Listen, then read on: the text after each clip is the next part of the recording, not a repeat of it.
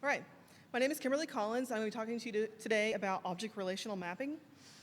Some background on who I am. I've been a .NET developer for 12 years, and I'm involved with several user groups like this one.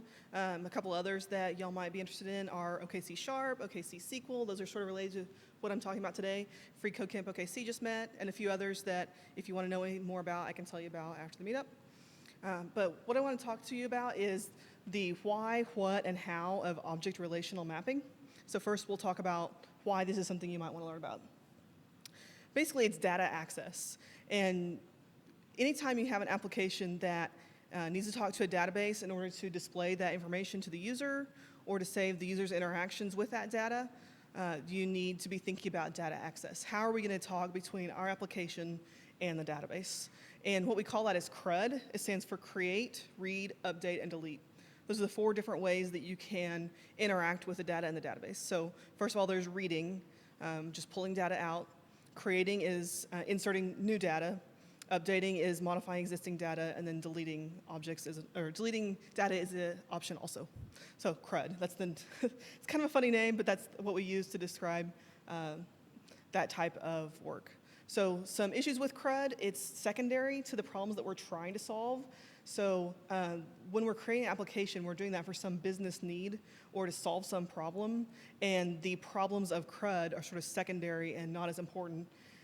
And also, there's not much variation in the types of tasks when it comes to CRUD. The CRUD part of it is the same from application to application, so that gets really old and tedious. So the fact that that's not really the problem we're even here to solve, and it doesn't vary much from application to application, we'd like to find a way to make those CRUD tasks a little bit easier.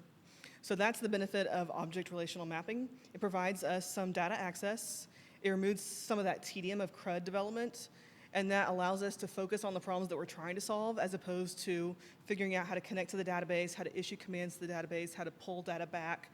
All of that is being handled by the object-relational mapper.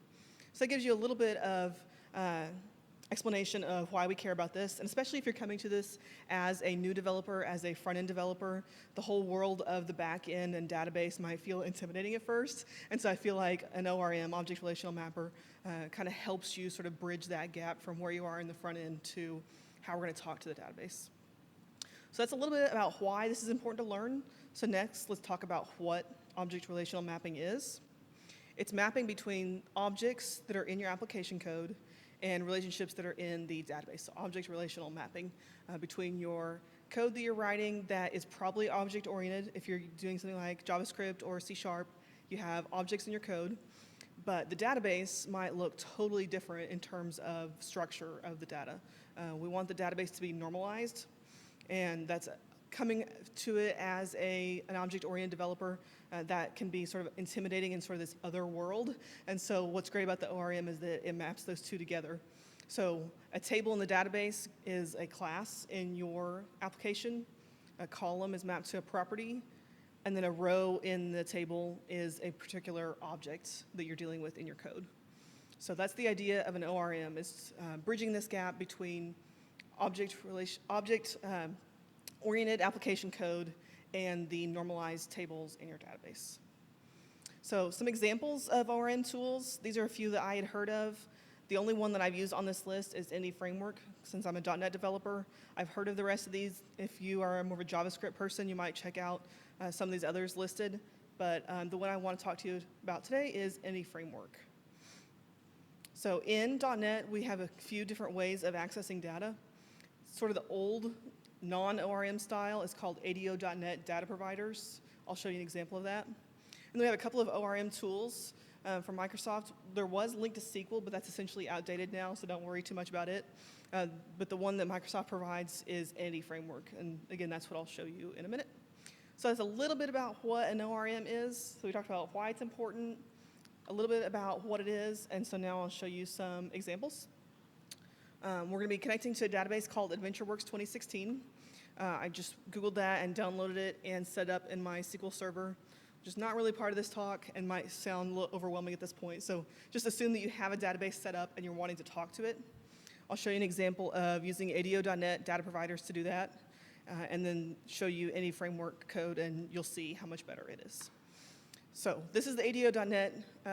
The main part of the solution that I'll show you.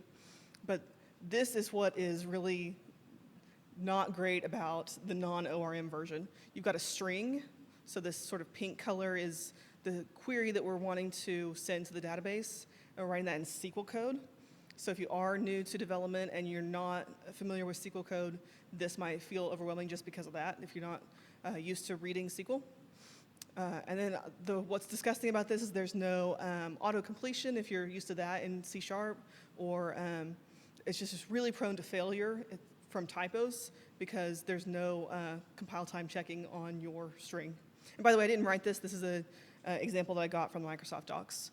So I'll show you sort of some context for this, but this is the main query part of the code and what we want to improve on. And I feel like it's clear that this example of that same functionality in any framework is much easier to read. I feel like this is much more intuitive. We're going to the database with DB. We're looking at the products table in the database. We don't want all the products. We just want the products where the product's list price is greater than some value. And then we're going to get those and order them descending by the list price. That's the same thing this is doing in the old example, but it's much less intuitive, much more difficult to type out this code, and especially coming to it from an object-oriented and being used to this method syntax, I think that this is much easier to read, and it's clear what problem we're trying to solve here. So I will flip over to my examples in Visual Studio. This is the example that, again, I didn't write. I took it from this URL on the Microsoft Docs. But this is an example of the ADO.NET way of accessing data. So this is the query that I just showed you. And again, this is not great. So if this looks overwhelming and confusing, that's kind of the point. So don't feel too weird about that. Basically, all this code, and there's not too much code in this program, but there is a good screen full here. This is all just setup. We call it boilerplate, because none of this is really solving our problem of getting some products, all the products that are above a certain price, we want to print out their data to the screen. And this is the line that is actually doing the printing to the screen. Everything else that we see here is code that interacts with the database. And when you're writing this type of code, you just copy it from somewhere like I did. You copy and paste all the time because you're doing the same setup every time. It gets really old and tedious and boring because it has nothing to do with the problem we're trying to solve of getting the most expensive products. So this is the example that, it's not great. It probably feels overwhelming, and just so much of this code has nothing to do with the problem we're solving. So over here is my example using any framework, and we can pretty much see the entire program on one screen. There is a little bit of setup that is sort of behind the scenes you're not seeing, which is the data model. So I did have to connect to the database and pull in the products table in order to write this code. But I feel like this is so much clearer and more intuitive that shows what we're trying to do. As you read through these lines, I think it's clear that there's this price point that we set. We are querying the products that are above that price point and then ordering them descending. Just loop through each one, and this is the code that's so much shorter than the other version, where we're looping through each one, and it's much easier to see that I'm printing out the product ID, the list price, and the name. This one over here is a little bit confusing. We've got this reader thing, and if you're new to this, you have no idea what a reader even is. It's just a thing, that it's sort of part of that boilerplate that we have to use, and we would like to sort of pull that away and not have to worry about that. So if I run this code, you'll see it's not super exciting, but I'm printing out all the products that were the highest prices above $2,500 in descending order.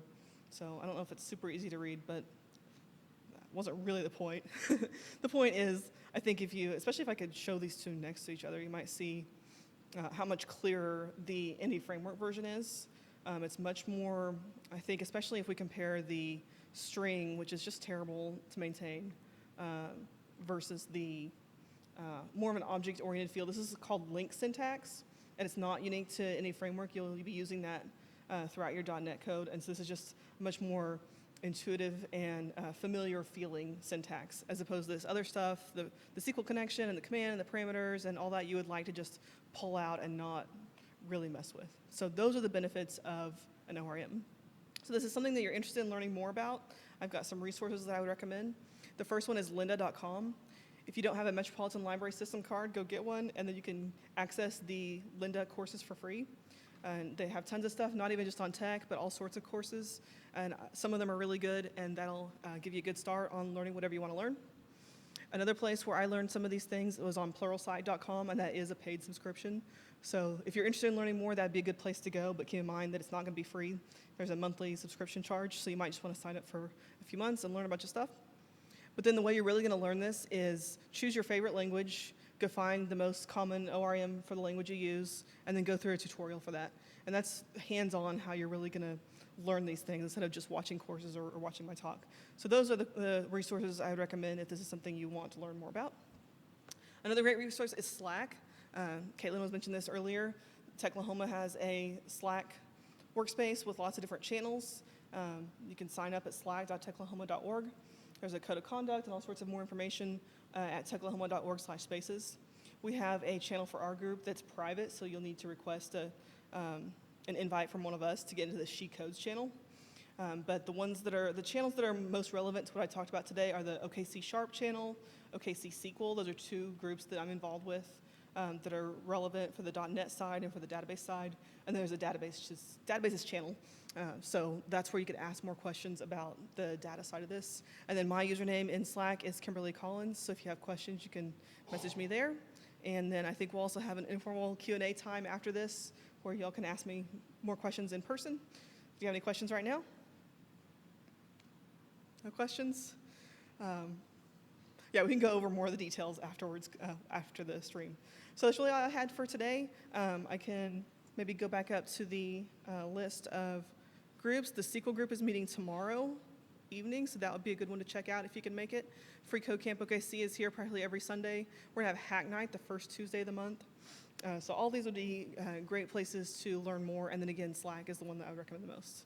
So hopefully that gave you a little bit of insight into what object-relational mapping is and some idea of why you would want to learn it and then how you go about using it.